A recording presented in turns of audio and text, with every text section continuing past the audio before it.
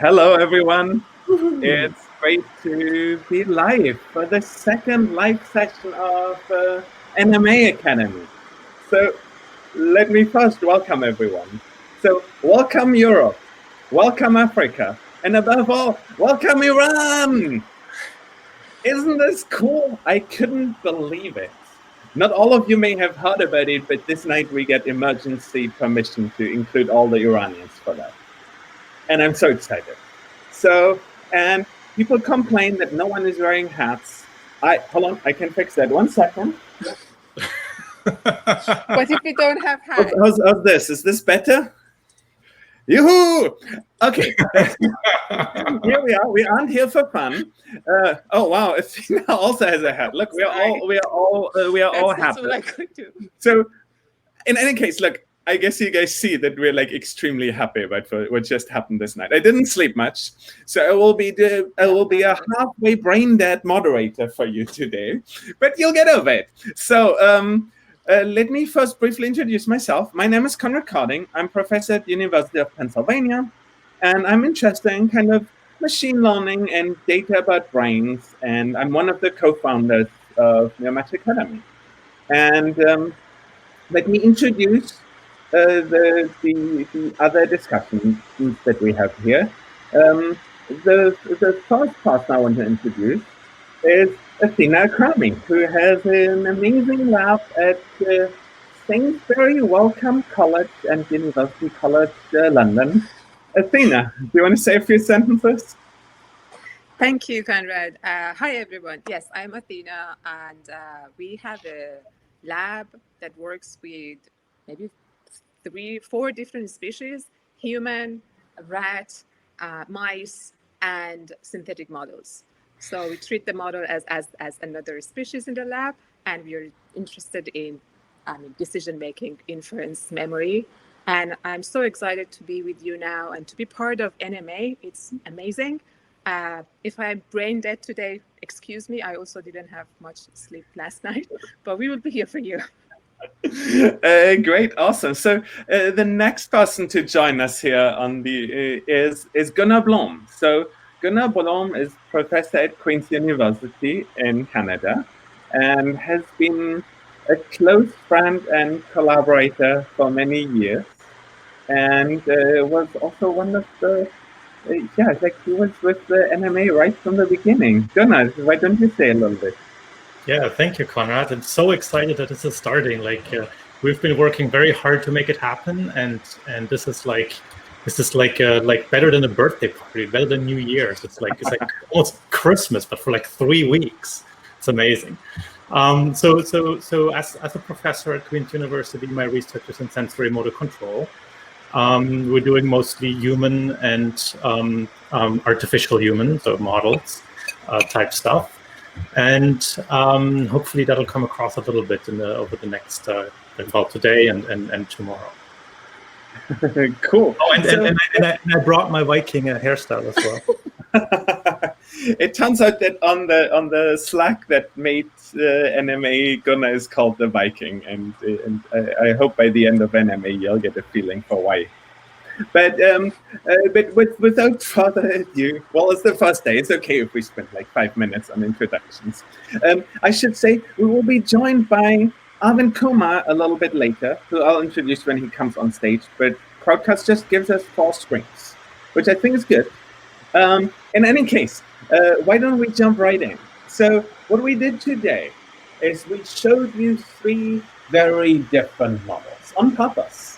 But we showed you 3 very different models and model classes that deal with the same kind of data. And we often do it, or we like to do that at the beginning of events, because it gets people to think about what it is that they really care about as neuroscientists. And so in that sense, I want to briefly, there's 10 flavors to models that at least, 12 flavors of models that we can discern. There's probably more, but there's at least 12. And we will ask you which of these 12, in a poll that I'll put live in a second, which of these 12 is most meaningful to you? And then we'll see how like the distribution of excitement about different model aspects is. And the reason why this is important, let me be clear about that. If your goals are of a certain kind, and my goals are of a different one, I cannot meaningfully criticize your model with my goals because your model has no reason to deliver on my goals. So you can say this is just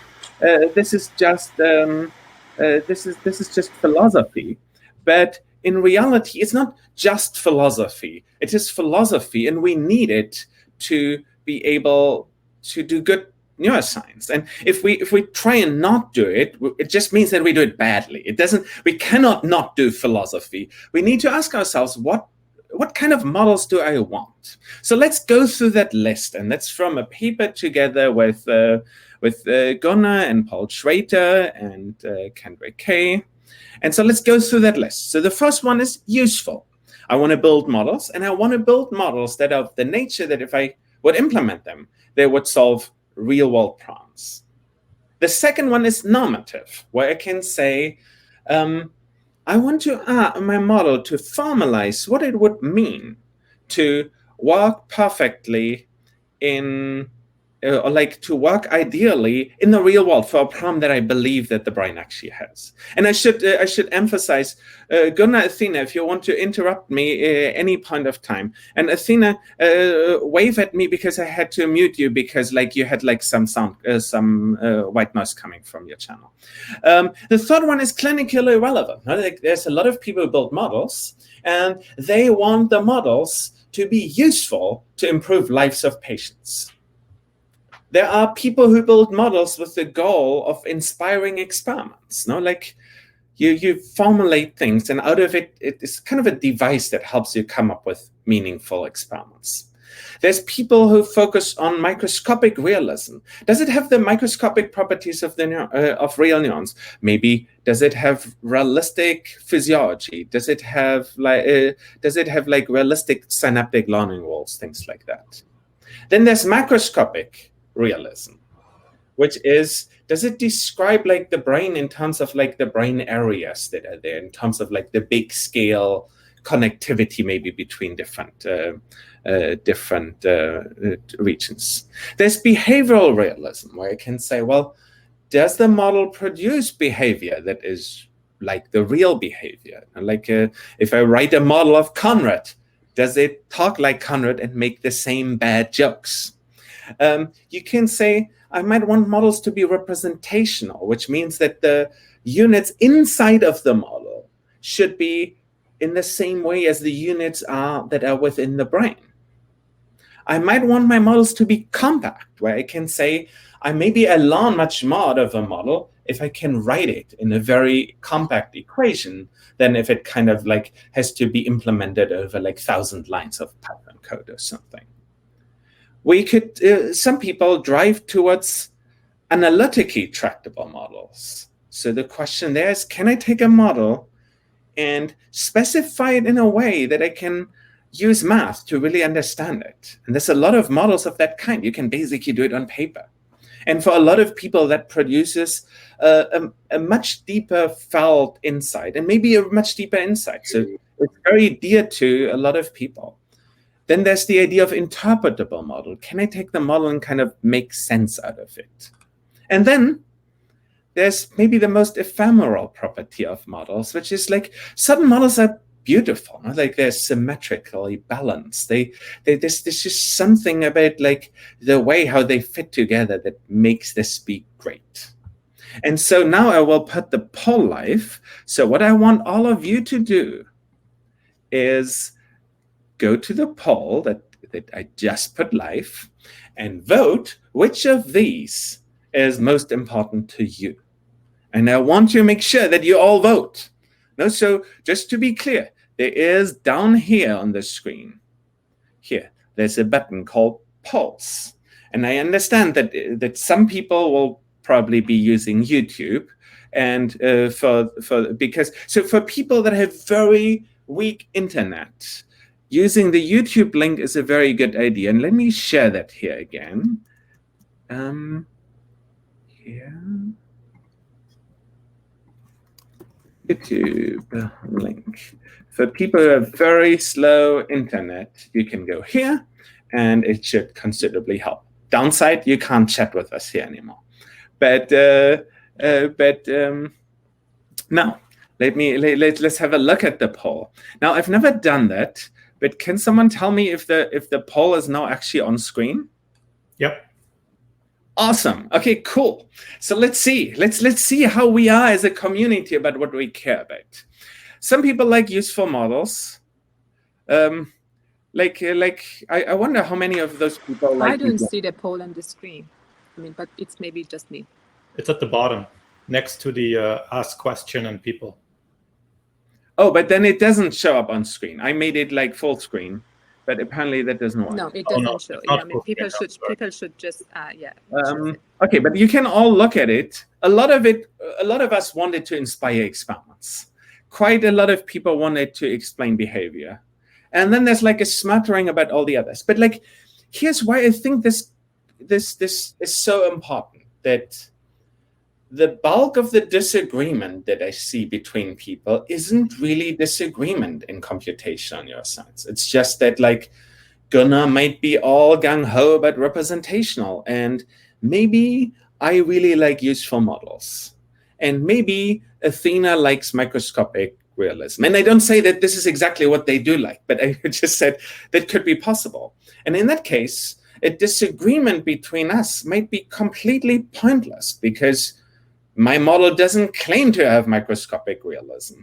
And maybe Gunnar's model doesn't claim to actually solve the real world task.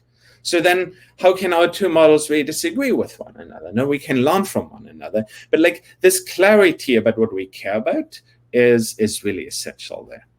Okay, great. Yeah, so there's a comment in the chat that it's unrealistic to just vote for one. Yes, so we force you here to vote for your favorite thing that you care about, but everyone has a different degree to which they care about all of those in a certain way, and that's very important to realize. Yeah, and it can change across papers.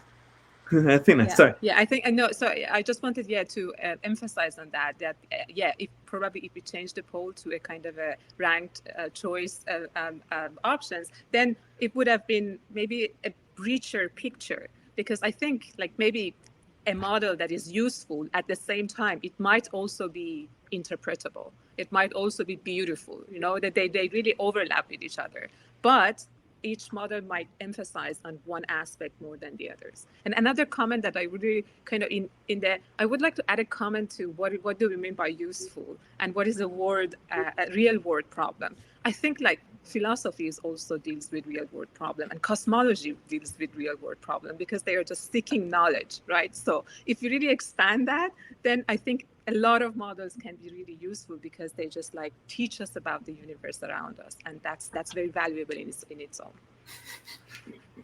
Awesome, cool. So we should go through the rest of the slide deck here, because we will now ask you to quickly give us a little bit of feedback. Why do we need that? Well, Gunnar, can you go to the next page? Exactly. So there's 2 pages. You either go to NMA Interactive if you're interactive, or NMA Observer if you're observer track. Why do we need that? Well, it turns out that there are things that I can copy. You know, like Gunnar teaches a course, I can try and teach a similar course. But NMA doesn't have like good role models that we could just try and copy. You know, like it's a totally different scale. So that's why we really rely on your feedback. So we will now take 3 minutes to give you the chance to actually go through that. And I would like all of you to fill this out. It's every single person here should fill that out, because it will help us be better. And it's the first day, and we want to be there for you. And so please take and it's 9:20 now in Philadelphia. It's a very different time for most of you. And I'll wait until 9:23, as awkward as that might be.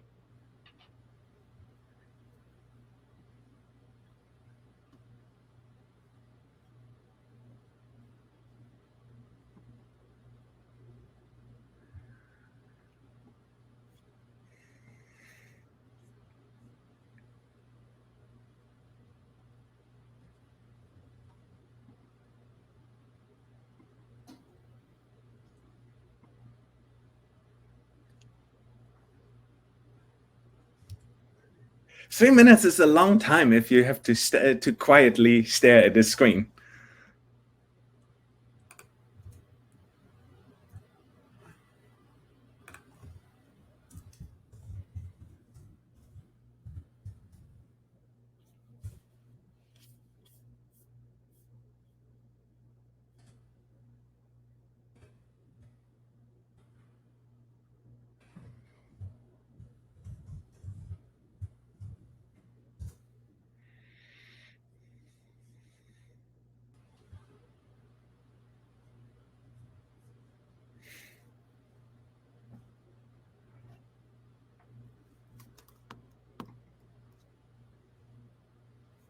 So Tamara asks, but what if they haven't done the work project yet? Yes, most people shouldn't have done the work project yet. In which case, I hope that the questionnaire allows you to say not available or something. We will interpret it accordingly. It's the first day. Yeah, even if you put in a random answer, we will know. So Akhilesh is asking if we could play a fun song in the background. I didn't think about it. Does any of my co-panelists want to sing a little song for everyone? We have another minute of time.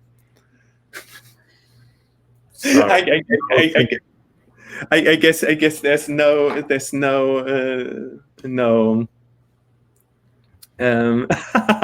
Sarah says please no. Yes, you don't want me to sing. Insert Viking music. Well, Viking music would be great. I think that would be very hilarious, but like this is the kind of stuff that like do a little singing that we might do a little later in the academy. Right now, we are still dealing with making sure that like our everything works. And maybe it's a good time for a few shout outs as well. The one person I particularly want to thank today is Patrick Minot, who is our tech lead, who has been doing absolutely unbelievably impossible things during the last few days, despite the fact that we continuously changed our opinions and during the whole time. Okay, cool. Why don't we keep going now? Gunnar, let's look at the next slide. Thanks everyone for filling this out.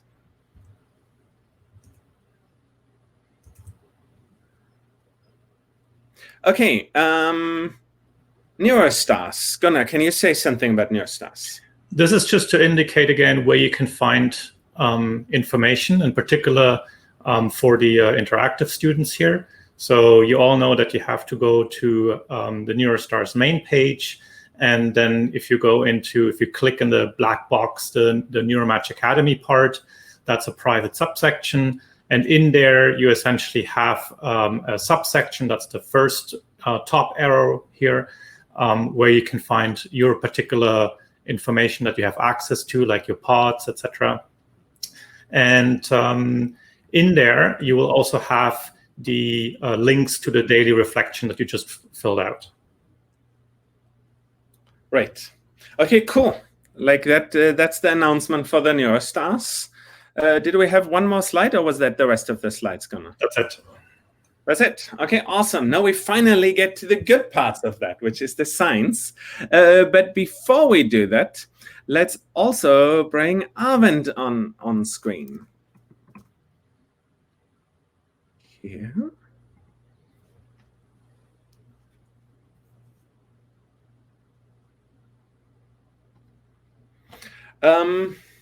Great. Okay, like it usually takes just a few seconds to get people on screen. Maybe we should already start with something that's been asked. Whose idea was the hats? So in neuroscience, it's a common saying that you're wearing a certain hat. No, like now I'm wearing my so-and-so hat. And the idea. Yeah. Hey, Arvind, 1 second. The idea that we'd be using the hats came out of the feeling that like day one kind of was lacking structure. So we brainstormed that a little bit.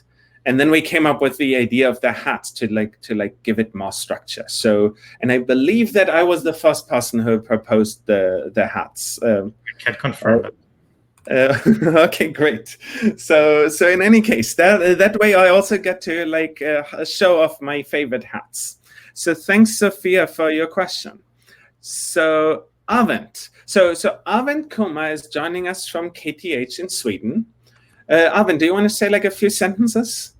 Yeah, sure. Hi, I'm based in Stockholm at the KTH, Royal Institute of Technology. I was trained as an engineer, and then I switched to neuroscience.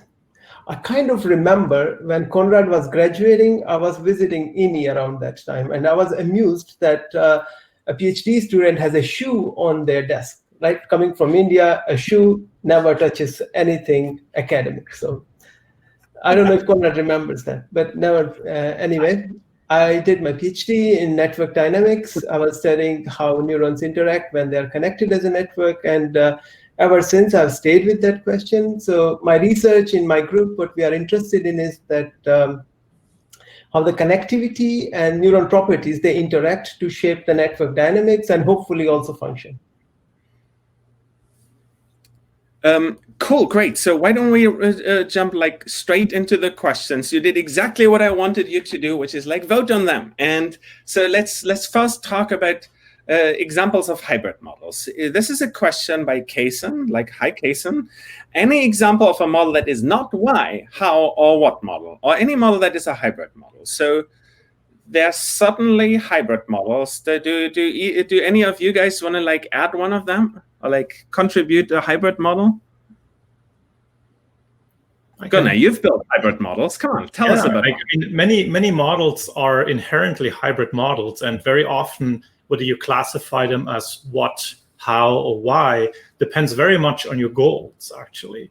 So you can even take, like, let's say, a Hodgkin and Huxley model, so single neuron spike dynamics model, and say, well, if I just want to fit my electrophysiological measurement of the actual spike and get the parameters out for each individual type of neurons that I've recorded from, that's a what model now, right?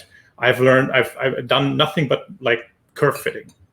If I want to ask then, well, how is that happening, right? How are the different neurons different in terms of, maybe they have different channels, etc. Through the curve fitting exercise, then all of a sudden that becomes a how model, right? So we very often have these models that, depending on the question, depending on the interpretation of the model, can speak towards one or towards more than just one of the what, how, or why questions. It's quite typical. Athena, do you want to share one? Yeah, I mean, I think it's quite easy to, at least in the hybrid model, cover two out of these three. Like what usually is always part of the model, and then you try to kind of, out of the phenomenology, the curve fitting that you have done and the phenomenology that you have described, to kind of now link it to some mechanistic models or some normative model that would define, kind of explain the phenomenology. But recently there are also kind of attempts that like one model can have all three, right? Like if you want to get some sort of a normative model out of a neural network, right? Something that has that works based on some kind of a Bayesian statistics or probabilistic computation, and you want to have a kind of a neural network that implements that. So that's a how, and then the Bayesian framework is the why, and then they are going to explain a bunch of phenomenon, either at the level of behavior or neural activity. Yep. Cool. Arvind, do you want to share a model that is neither of the model classes? It's very difficult, but I mean, I would even say that leak integrate fire neuron is somewhere in between. It has a little bit of biophysical realism in the form of synaptic integration, but then we just say what in the form of just putting a hard threshold there. Right. Yeah. No. Like, and I think this is important. These coarse ways of characterizing models, they do get at the heart of what drives us. They get the heart of why we do it. But every given project often like has multiple of those components. It often has multiple of the what, how, why components, and it often has many of the 12 components that we discussed earlier, and I think that that's very important. So Can I add just one thing to that?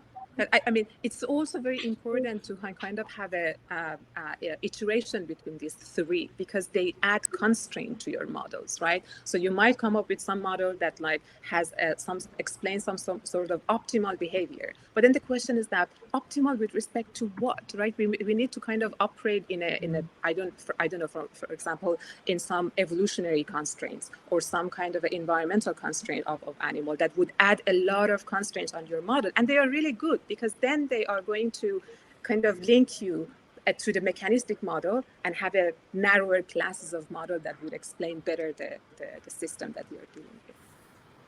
Yeah.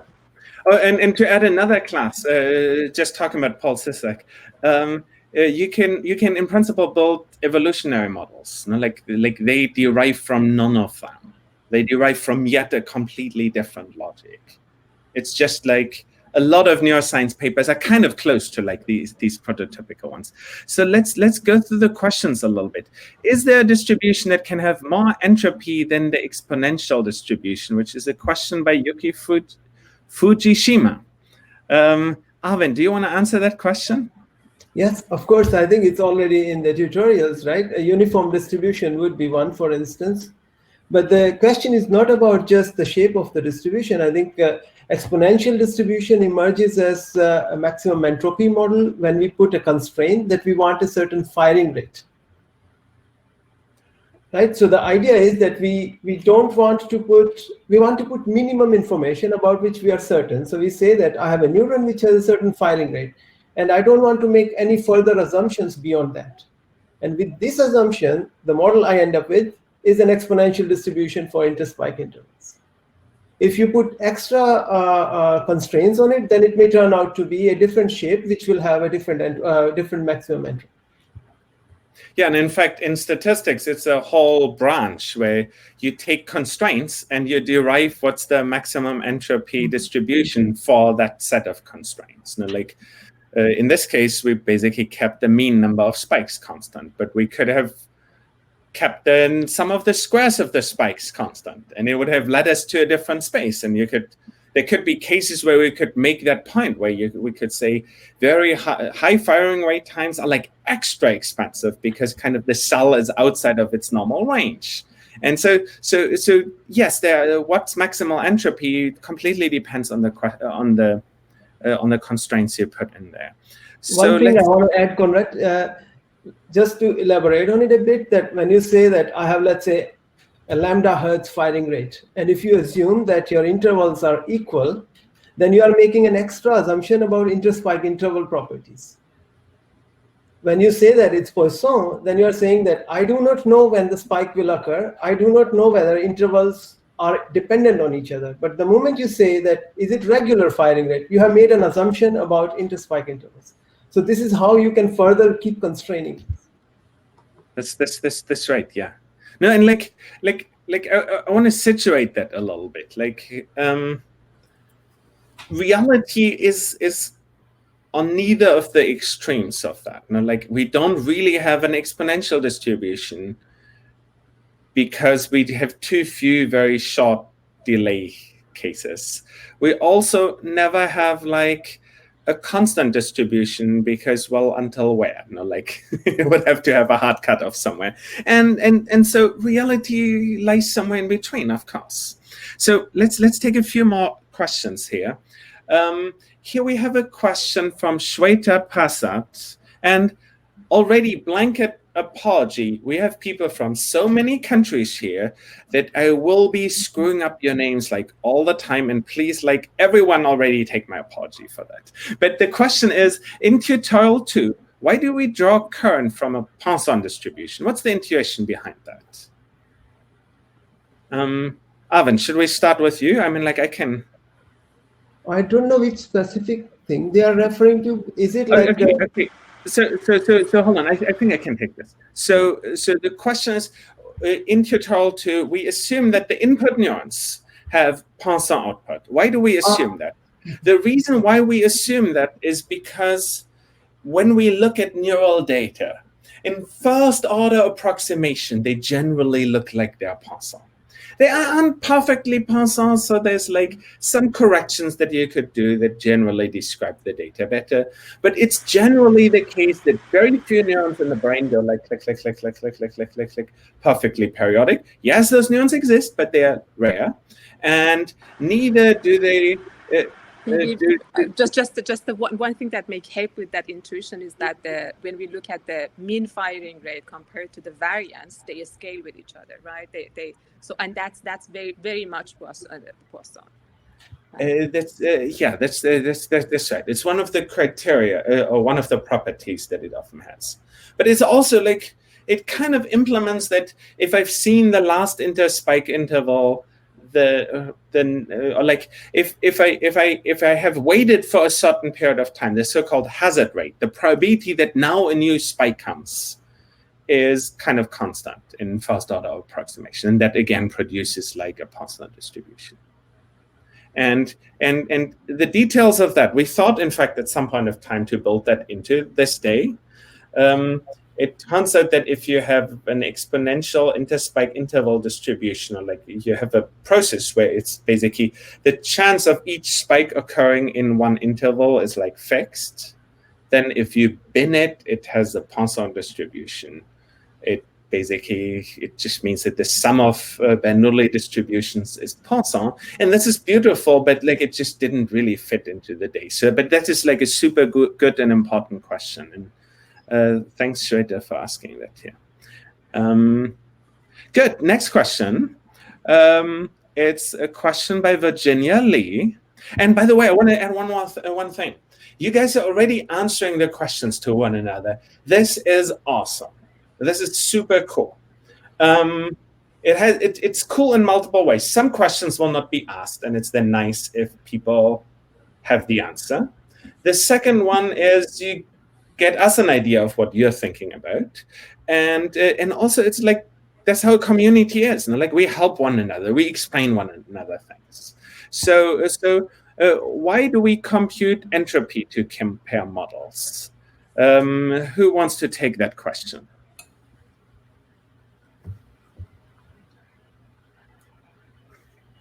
Gunnar, do you want to take it? Or Arvind, do you want to take it? Yeah, I don't know if I'll be able to answer it, but since we were all quiet. First of all, this is not the only parameter or only measure by which we compare models. You could have compared it for some other properties. In this case, if we go through this why, what, and how, in this case, this turns out to be a Y criteria that we have imposed that given a particular kind of spike patterns, what can I encode in this neuron? And that's why we are using entropy to compare. But it could be something else as well. We could have said that how many parameters are there in my model? But hold on, there's two ways of interpreting the question, and I'm not sure how the question was meant. So in tutorial 2, we compared the entropy across different distributions. But there's also a case where we use entropy to compare how good models are, where you could say, what does it mean that my model is good? Well, it means that I need little extra information to know what's going on. Basically, I already have a lot of information about what will be going on. So in that sense, we use, and if that is what's meant, we use entropy to compare models because it basically is one way of counting how good a model is. A model that describes most of the data and where we therefore have low entropy in the residual is a better model than a model that explains little of the data.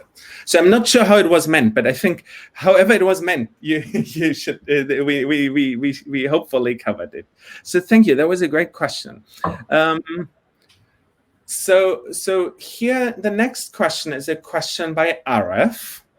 And he says, I just want to, and here I at least know who to ask. I just want to know how Gunnar concluded in the intro video that from histogram of interspike intervals, including the after hyperpolarizations, neurons don't have a projection onto themselves. Okay, so the idea here is that, so you hopefully all know that a Poisson process is independent of history, right? So if you have a process that's independent of history, that means essentially that the previous spike pattern, the previous spiking of the same neuron, does not affect the future spike pattern. Now imagine that you had a feedback loop, right? In that feedback loop, if a neuron fires, the feedback loop would essentially make it more likely to fire again because it projects onto itself. And that means that you introduce a history component here. And in the history component, if you put that to the extreme, you essentially break down the Poisson property altogether. So this is how we can, one way how we can know. But Gunnar, let me just say, they don't need to know at this point of time of their course that a Poisson process has no memory. But it turns out that, like, if you have a random process that spits out basically how many spikes you get within, say, each binning window, like by virtue of us saying like it's drawn from a Poisson in independent Poisson distribution, we kind of mean that there's no history dependence. But I think it's important. Like, no, we haven't covered that yet. By the end of the school, you may have seen that, but yeah, memorylessness. That's right. Maybe that grants like a comment overall. So learning is an iterative process, and we have to start somewhere, and you will see things that might not immediately make sense. But we have tried to really integrate the curriculum of all of Neuromatch Academy in the way that ultimately, hopefully, this will all make much more sense. So I really apologize if some of the concepts we have skipped over maybe a little too fast. Cool, great. So let's take a question by Nihal Tukaram next. There were some neurons which did not follow an exponential like interspike interval distribution. Why is this so? Which is a great question, because reality doesn't ever in neuroscience conform all that well to the models that we have in neuroscience. With all due respect to our models, I don't want to diss our models at all. There's a huge distribution. Why is that the case? Well, we don't know. It could be that some neurons have balanced excitation and inhibition, short integration time scales, and therefore they approximate exponential better than others. It could be because neurons have different roles. Imagine I have a neuron that counts to 100 and then tells me that a second elapsed. That neuron, I don't want it to be very exponential. I want it to go like clockwork, click, click, click, click, click, click, click. And there are cases where, say, a neuron, where you have these pacemakers where I have a neuron that bursts and then the next neuron and the next neuron, and it's a little bit like an avalanche or something, or a ring going through it. And in that case, the role of the neuron is very different. It's not meant to transmit, say, information. It's meant to basically say it's 10 minutes past 2. And if you have such neurons, then they don't need to have the statistics for which we optimized here. So you can say there's a why reason for it. There's also a how reason for that. And there's probably many more reasons for that. And this is why it's so important for you to actually look at real data. So real data doesn't generally look like the textbook examples. And you just need to know that. It's shocking once you start really getting your hands dirty with real data that yes, there's on every axis I can possibly think of, you have these weird outlier neurons. And then there's usually general trends, but there's these outliers. Do you guys want to add anything to that? Yeah. Yeah. So, of course, this is, as Konrad said, this is an idealization of what we expect for neurons to behave. Poisson is an idealization, and you will never fit something. But an important but subtle aspect of models is that they not only give us a comprehensive and compressed view of reality, but they also become a measurement. For instance, in this case, the Poisson distribution, you can use it as a measuring scale to compare different neurons. How much do you deviate from the Poisson assumption? There are many reasons why this deviation may come from. And you can then search for how much it deviates and where it might come from. So we should also accept models as measuring tapes. Right. Cool. Okay, let me. I apologize. I really need to take the next question, because so this is a question by Tanya Rubinstein, who asked, Mighty A urged me to pass this pondering on to you. In biology, it's quite pragmatic to ask or claim to know why something is happening. Thoughts. So let me first tell you why I think a lot about the why. And I need to do this in the context of Horace Barlow's work. So Horace Barlow was one of the giants who started this way of thinking. He died 3 days ago. Ooh. He was just an unbelievable thinker. And my PhD thesis started with a quote from Horace Barlow's paper, which said, "The bird's wing accelerates downwards the air flowing past it, producing an upward force that sustains the weight of the bird." What would be an equivalent description of a sensory relay, how he called it? It means a sensory neuron in modern parlance. Now, why is this deep? Why is this so important in my view? Like, if we don't think about what the goal is of a system, it's almost impossible to think about it. And like, if you didn't know that birds fly, how would you understand their wings? It's extremely difficult. Now, the question is, how do we know that and what the why is? Like, we don't know that the bird's wing has the goal of producing that. The reason why we are pretty sure these days is because we did a lot of experiments and found that birds without wings can't fly, and like that we can do modifications, and we learned about aerodynamics and so on and so forth. But it's basically to understand systems where we don't understand their purpose, and like purpose is a correct word in terms of biology. There is evolution that solves certain problems for animals, like we have a beak, or like birds have a beak because, well, there's this stuff living underground that you can pick out of the ground that like you can eat if you're a bird. So this way of asking about what the why is, I think is an essential component of trying to understand a system. And sorry for taking so long, but like I needed to talk about Horace Barlow, and he brought this view into the field in so many different ways. So who of you wants to add something? Gunnar.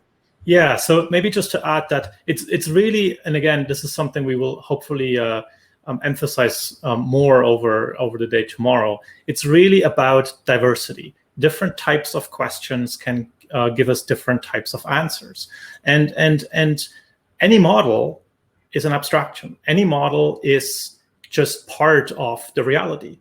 If it was the entire reality, then it wouldn't be called a model; it would be called reality, right? So it's very important to sort of realize the fact that yes, why questions are probably the hardest ones to ask. They're probably very, very gross approximations of reality. So very strong, very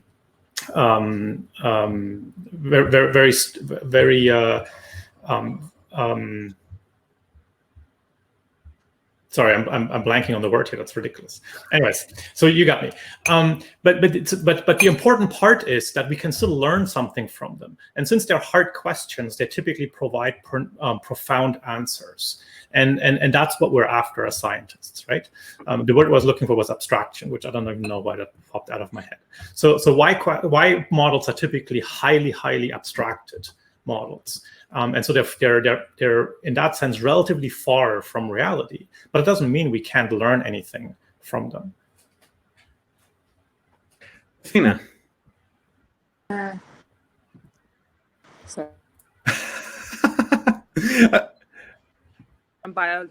Sorry. I'm sorry. You're good now. You're good now. You are the master. I was trying to control it, but you. I was unmuting you at the same time as you were unmuting you. And I just wanted to mention one more example that can be maybe kind of illuminating here, which is the work of Donald Hebb, what we learned from him. So Donald Hebb was a psychologist, and he cared about organization of behavior, and he really wanted to his goal was to explain behavior somehow, right? Really ask a why question. Why our brain should work in a certain way in order to produce a behavior. But he gave us a very, very important insight about neurons that fire together, they wire together. And this concept of kind of wiring and synapse before any of us, biology, knew about the synapse. So it's very important to sometimes these really why questions that may sound very abstract and kind of far-fetched, they can give us really good intuition in order to look more carefully into biology and understand the system better. Great. So let's go to the next question. Let me first control the videos here. So the next question, and I should say I moved one question, I removed one question here. I will sometimes do that if a question is better asked on another day. This was actually a great question. It's just we're a little bit more at local here. So this is a question by Liujun Lili, who asked, why does firing rate increase when better? The voltage leaking speed increases. So that question, I think, has Arvind's name all over it. Is that right?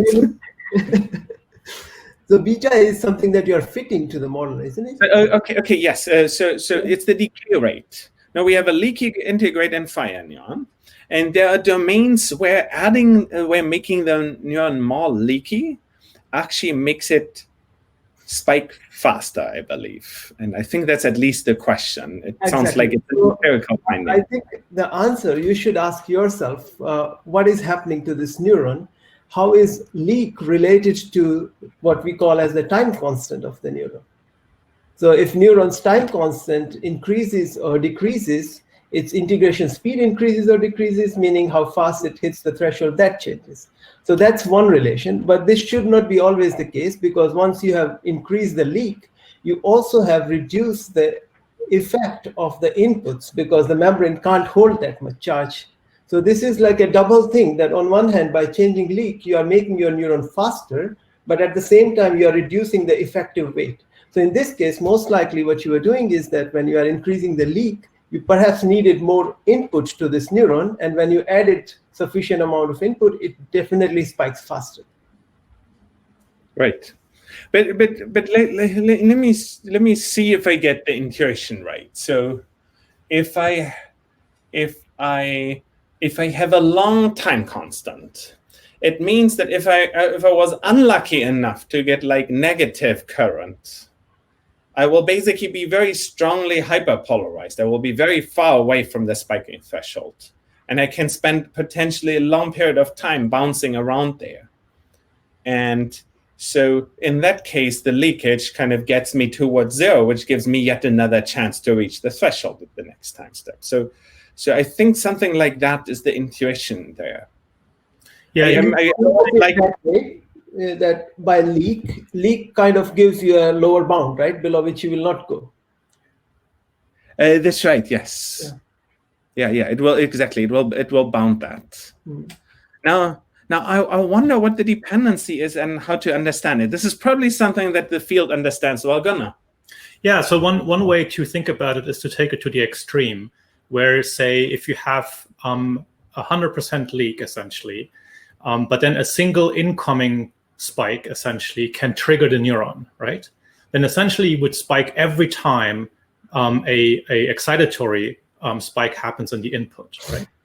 But now if you include essentially memory into the membrane, right, by not having as much leakage, or maybe having no leakage at all, then you're averaging of everything that comes in. And if everything that comes in is balanced, excitatory, and inhibitory, you're averaging across that all along. So it's much, much harder to reach the threshold in that situation. So those would be the two really hard extremes on both sides. Yep. Great. Let's get to the next question. We will not get through the questions, just to be clear here.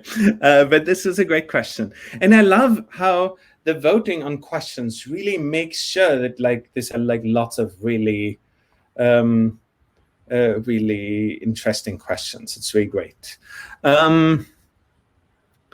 So let's see. So this is a question by Samuel Picard, who asks, why do we use Shannon entropy and not some other formal definition of entropy? Who wants to answer this? Because, okay, let me admit I'm like a little clueless here. I do know that there's a set of definitions of entropy, but there's certain axioms under which there's only one. I must say I don't know. It seems like the right solution to the problem. See, here you see, like we aren't quite sure either. You can, under certain assumptions that seem desirable, entropy is the right measure of information.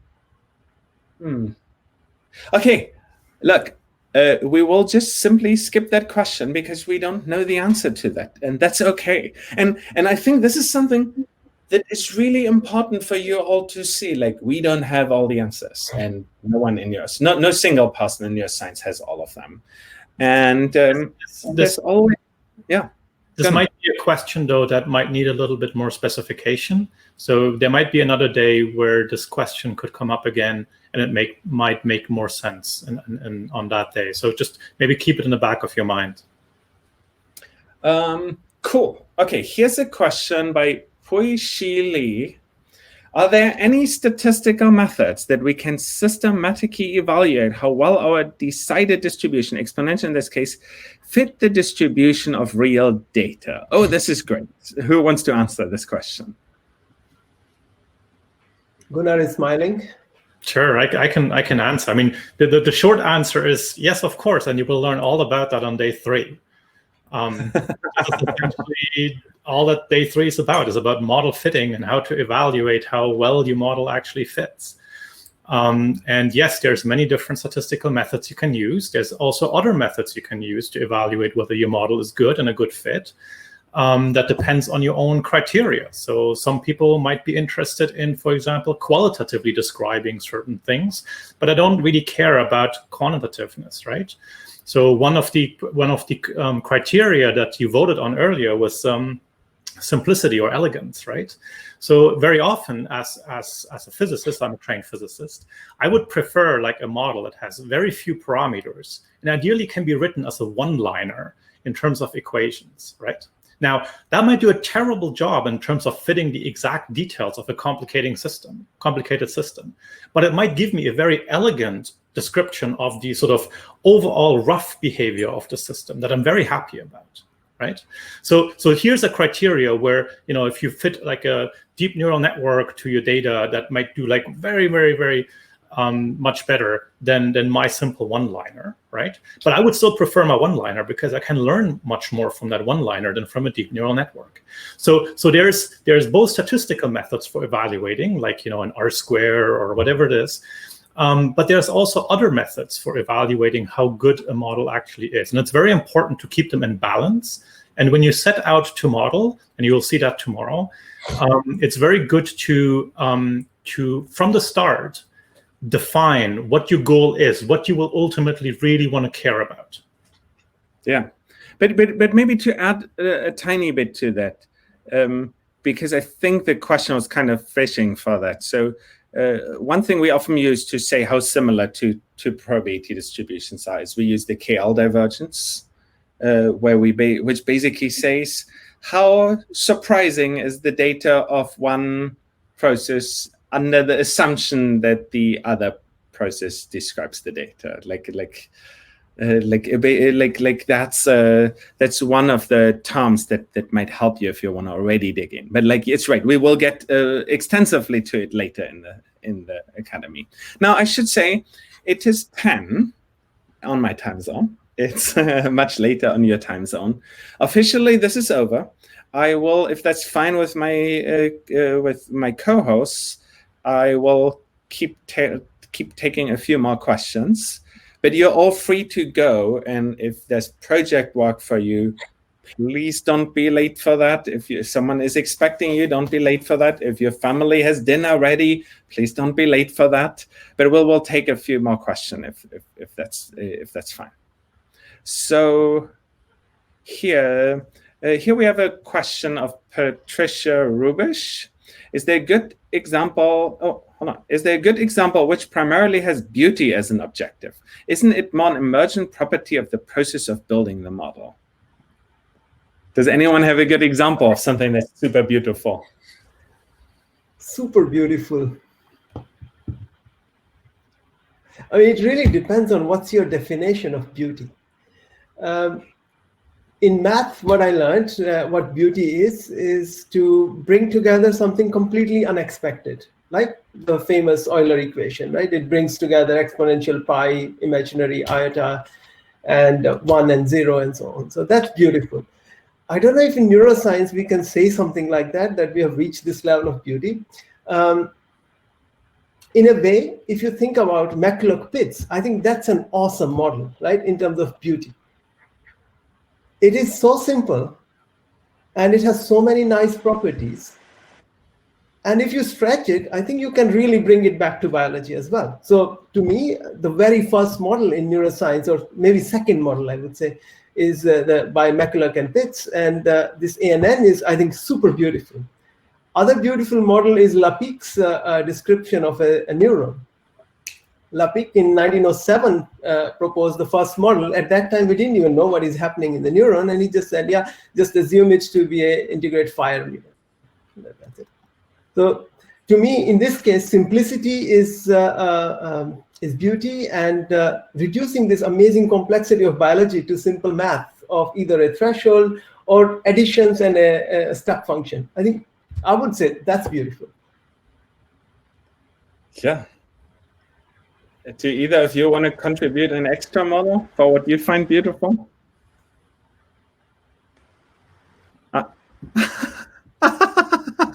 Sorry. Okay, Athena, do you have a beautiful model? No, I think I totally agreed with Arvind that it really depends how you define beauty. But if you define it based on maybe simplicity, kind of something that works based on Occam's razor, the minimal model that would explain the most things. I don't know, maybe again, going back to Hebb, I really like the Hebbian theory.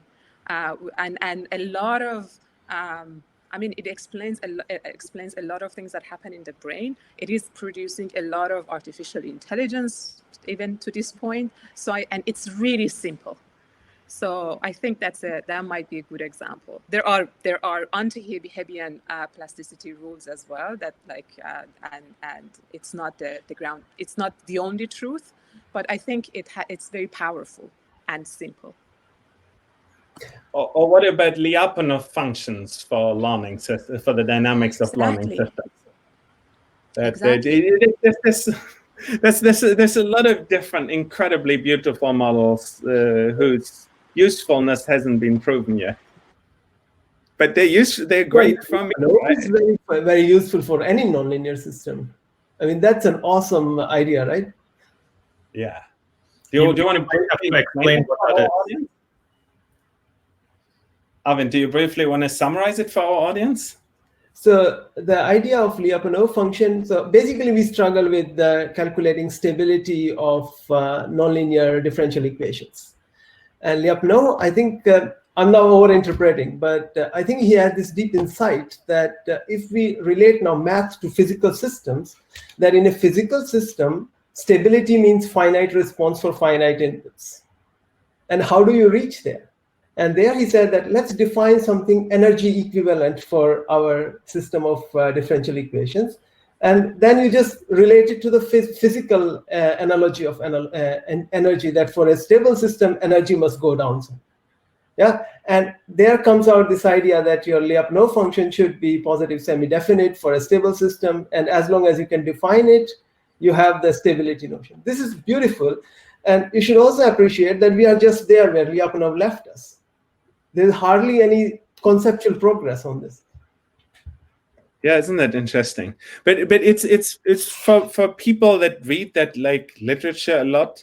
Lyapunov functions are just like so incredibly beautiful. It's just like, in a way, it allows you to like look at a system and very easily make very strong statements. And it's if it's useful or not, I don't know, but it's just like, it's just beautiful. So let's keep going here. We have a question by Duygu Ozbakci, who asks, what about falsifiability? Aren't the good models need to be falsifiable? Can I comment on that? Yes, of course. I mean, I think if they are not falsifiable, we should not even discuss them. So that's of course, I think falsifiability is really, really important. And maybe the very first criteria about one of the first criteria about taking any model seriously is if they are falsifiable. If they are not, I really don't know what's the point about having them or discussing them, right? And it's always a scientific practice is about having multiple hypotheses at the same time in front of you, and multiple models that would just rule out your hypothesis more than proving hypothesis. I think that's maybe more difficult and more important if you want to make some scientific progress, is to falsify models and falsify hypotheses and propose new models and try to falsify them. Great question. Slightly. Oh yeah, go ahead, Arvind. No, I just wanted to remind that there is some interesting chat going on, and they're asking are Bayesian models falsifiable?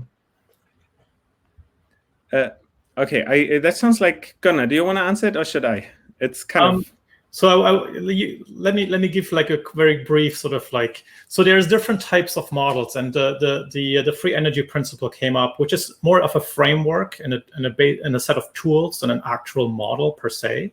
So we have to be careful here in really when we think about models in really asking what is a model exactly.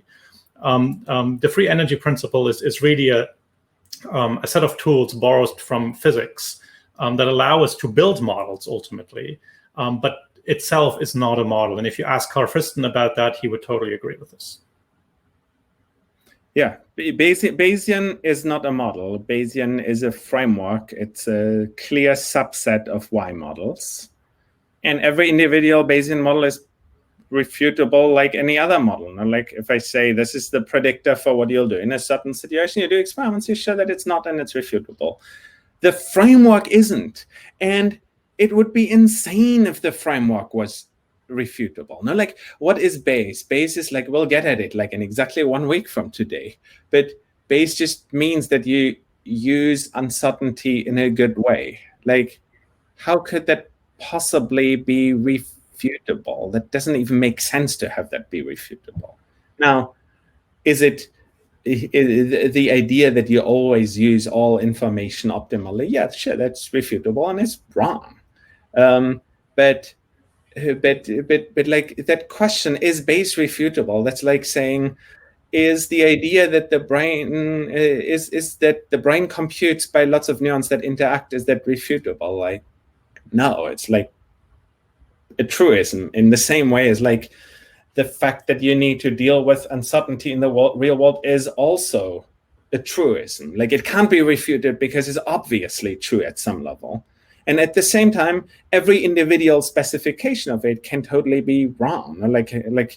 In the same way as a Hell model can be wrong. If you say we have excited to balance excitation and inhibition, explains all kinds of data. And I'm okay, I'm going to stick electrodes in and see how much excitation and inhibition. Look, they're not balanced.